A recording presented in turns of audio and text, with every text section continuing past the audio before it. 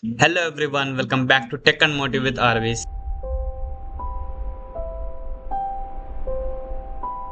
ఈ video especially EAMCET results కోసం wait చేసాం ప్రతి ఒక్క స్టూడెంట్స్ కోసం.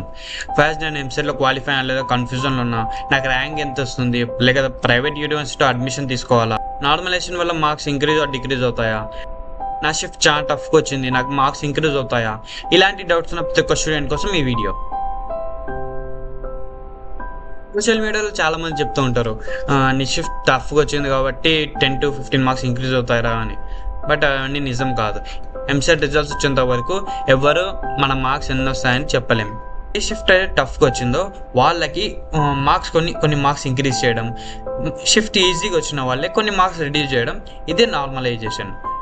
నార్మలైజేషన్ అనేది స్టూడెంట్ ఫెయిర్నెస్ సిస్టమ్.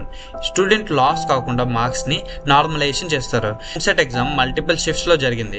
కొన్ని షిఫ్ట్ టఫ్గా వచ్చాయి, కొన్ని షిఫ్ట్ మోడరేట్ టు ఈజీ, కొన్ని షిఫ్ట్స్ మోడరేట్గా వచ్చాయి. ఏపీ గవర్నమెంట్ స్టాటిస్టికల్ అనాలైసిస్ చేసి ఏ షిఫ్ట్ టఫ్గా వచ్చింది, ఏ షిఫ్ట్ ఈజీగా వచ్చింది అని స్టాటిస్టికల్ అనాలిసిస్ చేస్తారు. ఆ అనాలిసిస్ ప్రకారం ఏ షిఫ్ట్ అయితే టఫ్గా వచ్చిందో వాళ్ళకి మార్క్స్ అనేవి ఇంక్రీజ్ అవుతాయి.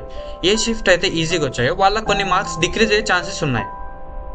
ఇప్పుడు నాకు టోటల్ మార్క్స్ ఎంత, నేను ఎంసెట్ ఎగ్జామ్స్లో జస్ట్ బార్డర్ పాస్ అయ్యా, నేను క్వాలిఫై అవుతానా లేదా నార్మలైజేషన్ తర్వాత అనేది ఇప్పుడు చూద్దాం. ఇప్పుడు ఫైనల్ మార్క్స్ ఎలా క్యాలిక్యులేట్ చేస్తారో చూద్దాం.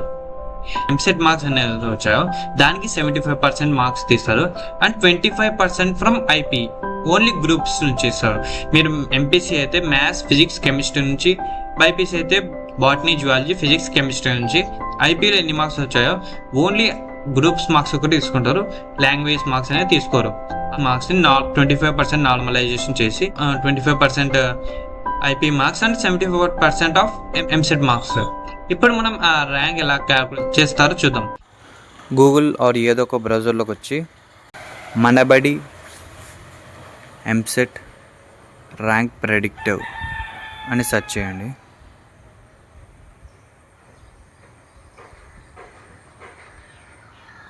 ఫస్ట్ కనపడుతున్న లింక్ ఓపెన్ చేయండి.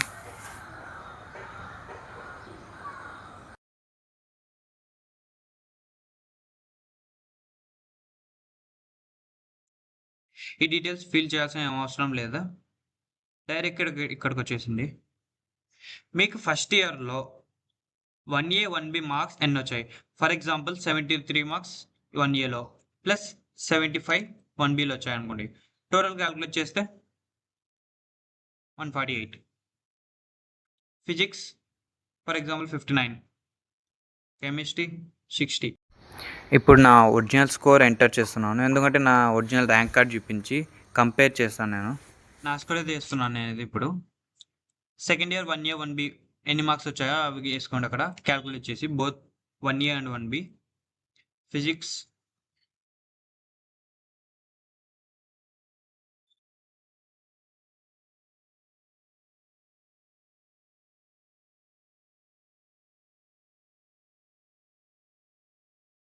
ఇది నాకు ఓన్లీ గ్రూప్స్లో 600కి 570 మార్క్స్ అనేవి వచ్చాయి నాకైతే.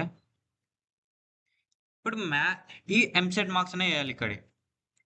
ఫస్ట్ మ్యాథమెటిక్స్లో నాకు 23 మార్క్స్ వచ్చాయి. యాజ్ పర్ కీ షీట్ ప్రకారం నాకు 23 మార్క్స్ మ్యాథ్స్లో వచ్చాయి, 14 marks in physics and 16 marks in chemistry. ఇది నా ఎంసెట్ స్కోర్ అయితే 53/160. ఇది కీ ప్రకారం. Let's calculate rank. Click calculate rank. నా టోటల్ స్కోర్ అయితే 48.5938 అవుట్ ఆఫ్ 100 అవే. After combined inter 25% and EAMCET 75% నాకు 48.59 మార్క్స్ వచ్చాయి. నా కంబైన్డ్ స్కోర్ అది. అండ్ ఇక్కడ ర్యాంక్ అయితే 42,935 చూపిస్తాం, మన SVU local rank.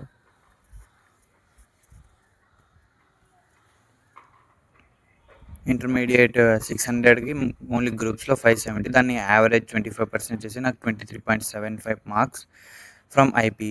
And from EAMCET అయితే నాకు 24.8438 మార్క్స్ వచ్చాయి. Total combined score 48.5938. ఇప్పుడు నా ఒరిజినల్ ర్యాంక్ కార్డ్ ఓపెన్ చేద్దాం.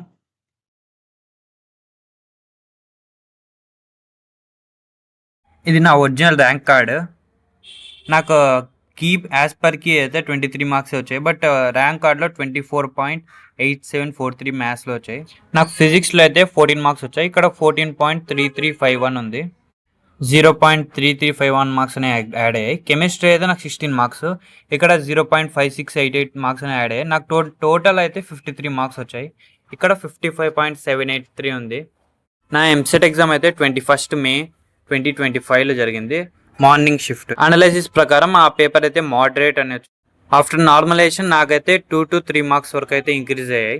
నాకు ఎంసెట్ నార్మలైజ్డ్ స్కోర్ అయితే 26.14 వచ్చింది.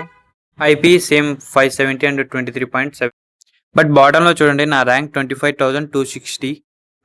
వెబ్సైట్లో 71,000 ఉందని ప్యానిక్ అవ్వకండి.